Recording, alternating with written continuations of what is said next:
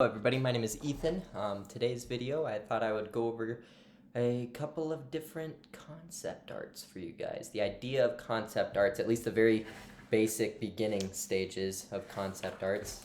For me, they always seem to start off with rough sketches. Whenever I'm anywhere, I'm just drawing things, random crap that doesn't even really matter until it does. And so that's what makes it interesting to me, how concept arts can sort of just appear out of nothing. Take, for example, a fan favorite character in my comic book that hasn't even been remotely released yet, Milkshake.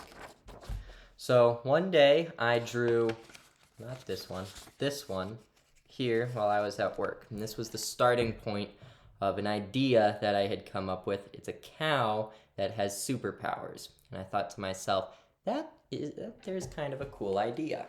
And then I elaborated on that idea. I drew him again right here, trying to get the basic ideas of his body, his character, well, not like his personality, but like how he looks.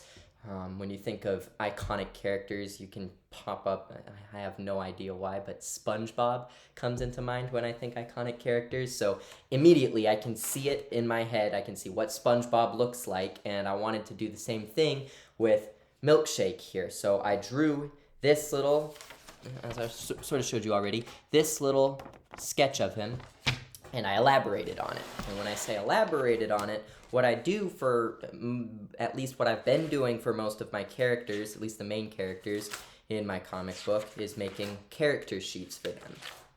And character sheets are awesome. I'm really digging the idea of doing character sheets because they let me elaborate on my ideas for my characters a little bit better. So this here is a character sheet, and there are just papers flying all over the place right now. Another thing about my sketchbook here is it's filled with random pieces of paper with drawings on them too, not just the ones inside the book itself. So you see, I drew his face here. At first, I actually drew a little body sketch of him, and he was too skinny for my taking. I thought, he doesn't look healthy in this image, so I crossed it out, and I wrote too thin. Now, anytime I have an X or I cross something out, it means I'm not going to use that in the comic book. I'm going to change something, and I'm going to try to make the design better, something on those lines. And then I drew his face here, which you can see right there.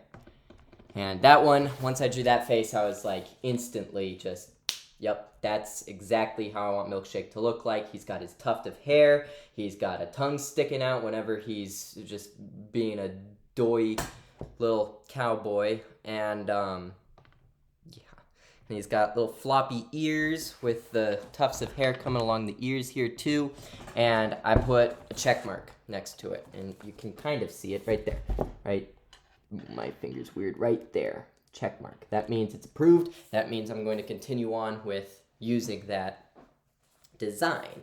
And so then I took that design and I drew it again, but bigger right here, so I could get a sense of the shape of his nose, his cheeks, where his eyes come out from, right above the nose, so they shoot up where the nose ends. He's got something that some people might not notice, is this little line branching from the corner of his nose, circling around to the other corner of his nose. That line's just a shape of color that I'm going to put into the character, but it's something that I implement every single time I draw him. Now he's got that little line going on. Even in the initial first sketch I ever did of Milkshake, you can see that line on his nose.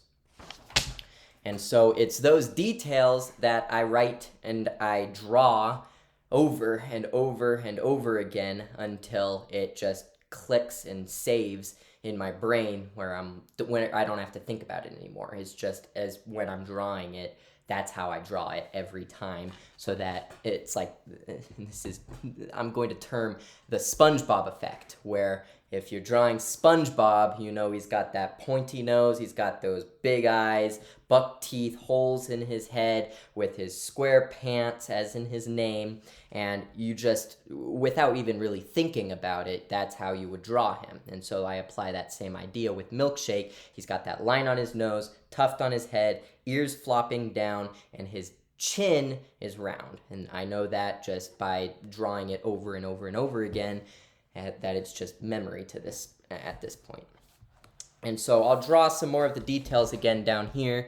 I drew his cheeks and his nose so I could sort of articulate how that's going to be translated on paper. His tuft of hair right here is going to be iconic, and everybody's going to remember his tuft of hair,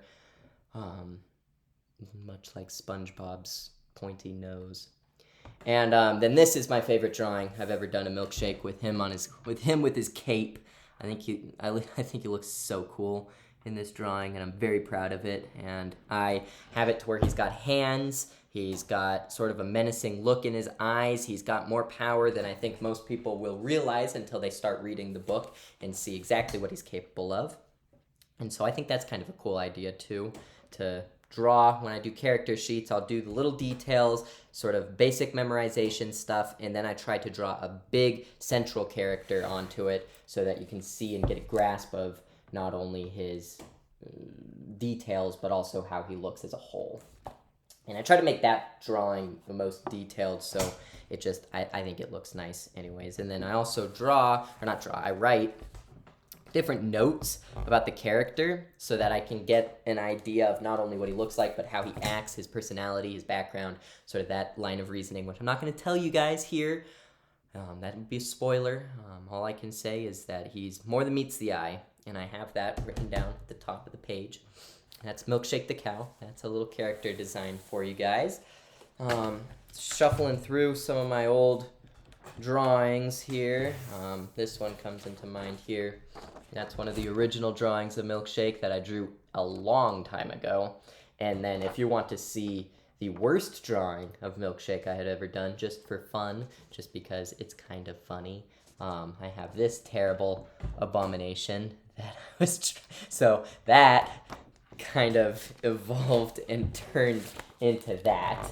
And I think that's one of the most beneficial things about doing these character sheets and drawing these characters over and over and over again, is that you really get an idea and a way to fine-tune those details and those characteristics so that you don't wind up continuing a character design like that, because he looks like a goblin in this drawing, and I don't hate it. Something I'm trying to teach myself is if something looks bad, to still save it, because I think it's really beneficial to be able to see the evolution of something like this evolving into something like this. I think that's a really strong point for any artists, to be able to save their old work and then reference back to it and see how far they've really come into developing those things. I think that's a very cool thing. I think it's an exciting little part of my creative process, and I was hoping to share that with you guys this morning. Or I guess it's afternoon now. I'm having a terrible time keeping track of time. So thank you all for watching. I'm going to put a link in the description for my, like I said before, my YouTube channel, Facebook, Instagram, Twitter, which I don't really use, but I might start using it now. I might use it like as an announcement to say, hey, I'm uploading a video or something on those lines. That might be cool. But we'll just see. We'll see what happens on those ends. Another line of thought is I'm trying to rebrand my Instagram account. I want to change my logo, and I want to change my username. I've been using the username This Mess I've Made for so long, and I'm trying to change it into something more akin to my own name. I'm thinking like Ethan Hibbard Arts, but I don't want to use the word arts. So if anybody has ideas on those ends, please feel free to comment in the comment section, and I will definitely take your thoughts and ideas into consideration. So it was awesome talking to you guys again. Until the next video, and thank you everybody, and have a good rest of your night. Thanks. Bye.